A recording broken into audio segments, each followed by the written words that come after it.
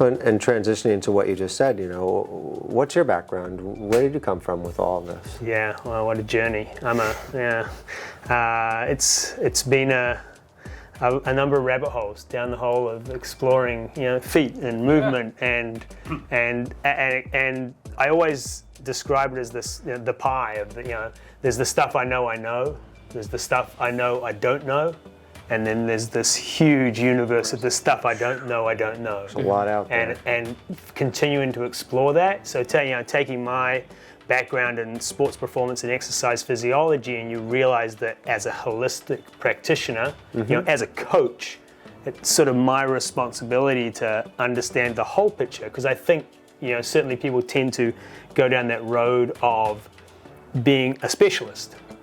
And I think the thing about health and fitness, like exercise isn't going to fix it by itself. Nutrition by itself isn't going to fix it. All these elements independently aren't going to fix it. Right, but together. Yeah, it's about the everything together. And I think now, also the joy of riding a bike. Yeah. And I always describe indoor cycling as a gateway drug. It's like, once you get into indoor cycling, you're like, wow, I might give this a go outside. And whether that for you is riding a road bike or riding a mountain bike, or, the explosion of gravel, or any other type of bicycle, I think it's just a great way for people to, to access fitness in a low impact manner. Because obviously running is the easiestly accessible mechanism of fitness, but we all know that running is probably not the ideal exercise modality for the majority of the population. Yeah, right. And even though it's very easy to do. Yeah, I kind of stick to running when chased. Yeah, I only have to run as faster than one of you. The slowest one. Yeah, than the slowest guy. I'm getting eaten. Right. But how did you get into this, Tim? What's your past background? I love bikes. I saved up for a mountain bike, started working at a bike shop at a very young age, and inquired about the why of where we should be in this space on a bicycle, and why did the cleat go there, and why is my handlebar here, and what type of shoe should I use? And I wanted to know more, and it started a long time ago, and I've just built on it, and I've kept looking for more, and I'm happy to say I've found more, but there's a lot more out there, as Greg has said earlier. Yeah, it's a never-ending. I mean, it's a journey, not a destination. That's for sure. Never-ending search for answers. Yeah, constantly. Right. Yeah, for sure. Yeah, and always more questions than I have answers. But that's what keeps me interested. Yeah. And in the game. Absolutely. How about you, Jason?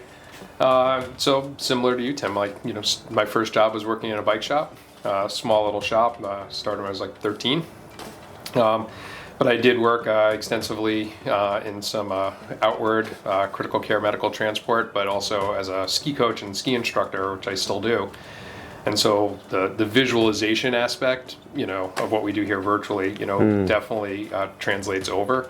But I've always been fascinated with movement, right? So from canting of ski bindings and boots, how we're moving and why, and through different sports and activity has really played in. And I'm really fortunate to have now transitioned 100% to dedicating my time between ski coaching and just bike fitting, both in person and virtually.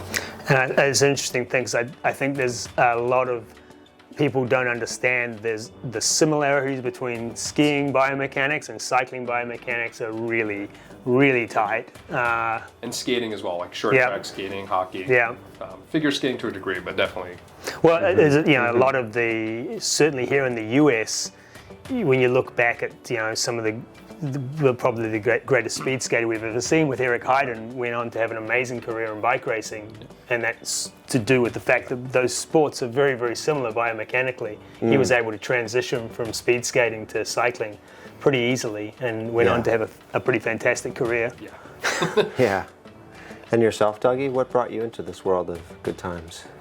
So I was on holiday in France cycling my bike, and I just couldn't work out why my feet felt different on the right and left, so I just spent hours and hours messing around with my cleats, trying to work out the perfect position to make both of my feet feel the same, and infuriated myself to the point of almost giving up on cycling because of that, and that just kicked off my search, if you like, for answers, and that extended to why does my right quad feel different to my left quad when I'm pushing down on the pedals the same, and that transition from trying to figure out those answers to then passing on whatever I'd worked out onto other people and trying to improve them, and that kind of search for the right sensation, if you like, that's what got me into it, just because I found it so interesting and found it so much, the satisfaction in work, you know what I mean, that you get when you just see someone can like, oh yeah, that feels great, okay.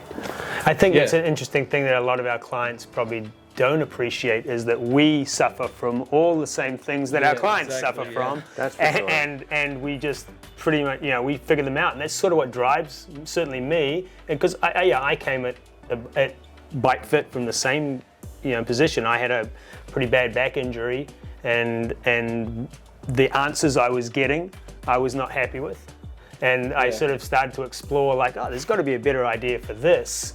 And so that just cascaded to looking, for me, outside the cycling industry as well, because as I joke, and my movement practice is species specific, because humans all move pretty much the same way. We've got some foundational elements that we need to be present for us to operate optimally, and so I've reached far and wide, but again, driven by my own misfortune. Fortune, absolutely. It took me down this path. Yeah, exactly. Sounds like there's a lot of diversity here, but also a lot of similar trends, and it's pretty neat. As I say, I've ridden my bike on 4 continents and many different countries, and it doesn't matter where you go, you find that everybody speaks bike. Yeah. It doesn't matter whether there's a language barrier. Yeah.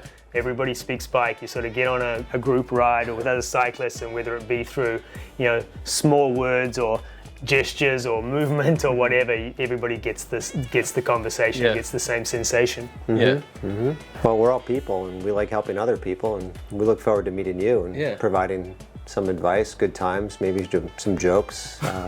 We definitely want to see the best out of everyone we're fortunate enough to share the trust with. For sure. We look forward to you welcoming us into your homes. Yeah. And meeting your pets.